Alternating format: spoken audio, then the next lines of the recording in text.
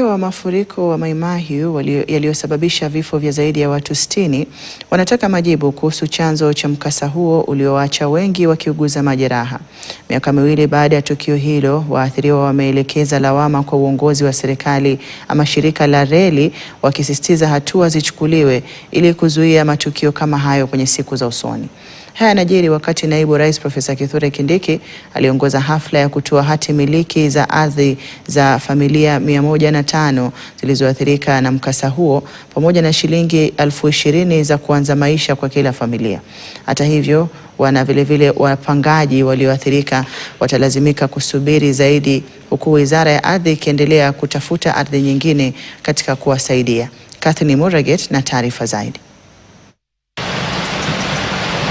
Usiku wa Aprili 29 mwaka 2024, mkasa ulikumba mji wa Mai Mahiu baada ya maji yaliyokuwa yamezuiliwa chini ya tuta la reli kwa muda mrefu kuvunja. Hali hiyo ilisababisha maji kufurika kwa kasi, kubomoa makazi, kukatiza maisha na kubadili maisha ya familia nyingi. Zaidi ya watu 60 walipoteza maisha yao, huku mamia wakibaki bila makazi. Miaka miwili baadaye, majeraha bado yapo, yanayoonekana na yasiyoonekana. Kwa Bernard Kamau, uchungu huo ni wa binafsi zaidi baada ya kupoteza wanawe wawili kwenye mkasa huo. Anasema mateso ambayo familia yake imepitia hayawezi kupimika, akisisitiza kilichotokea haikuwa ajali, bali ni matokeo ya uzembe wa maafisa wa serikali kwa ushirikiano na shirika la reli nchini. We still contend that this was not an accident, and we have requested the government to investigate and tell us what caused the tragedy.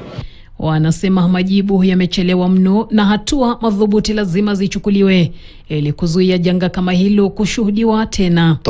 Kama jambo hili linaweza harakishwa kidogo, tunaweza kusikia tuko na afueni. Lakini sasa huenda maisha yakabadilika kwa waathiriwa hao baada ya serikali kurejea Mai Mahiu na kutoa hati miliki za ardhi kwa familia zilizoathirika, hatua muhimu katika juhudi za kujenga upya maisha yao. Akizungumza na waathiriwa, naibu rais Kithure Kindiki aliahidi kuwa familia zote zilizoathirika zitapangiwa makazi mapya. Aidha, aliagiza Wizara ya Ardhi kubaini ardhi zaidi ili kuwahudumia wapangaji 56 walioachwa nje ya mpango wa awali wa makazi. Nimesema ya kwamba wenye walikuwa wamejenga wanapewa shamba, wenye walikuwa wamekondisha pia hao tunawashughulikia.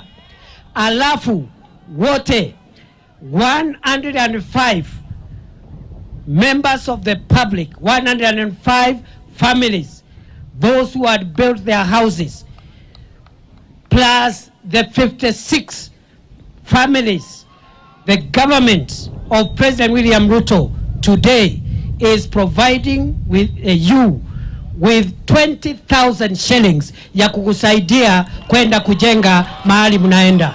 Kwa waathiriwa, hatua hiyo ni muhimu, lakini bado haijakamilika. Ingawa wanaridhika na juhudi za kuwapangia makazi, wanaiomba serikali isisahau makumi ya wapangaji waliopoteza wapendwa wao na mali kwenye mafuriko hayo. Catherine Muraget, KTN. Na mtazamaji, taarifa yake Catherine Muraget inanifikisha mwisho wa taarifa za KTN leo jioni ya leo. Kwa niaba ya wote waliofanikisha taarifa hizi, nasema shukrani za dhati kwa kuwa nami kuanzia mwanzo hadi tamati. Nimekuwa wako Hadia Mwasiwa na mwenzangu Meresha Owiti amekuwa akitafsiri taarifa hizi kwa lugha ya ishara. Na nakuacha na utabiri wa hali ya hewa ambao unasema kwamba kesho kutakuwa na hali ya hewa ya mchanganyiko wa jua na mvua katika maeneo ya Mombasa, Nairobi na Kisumu.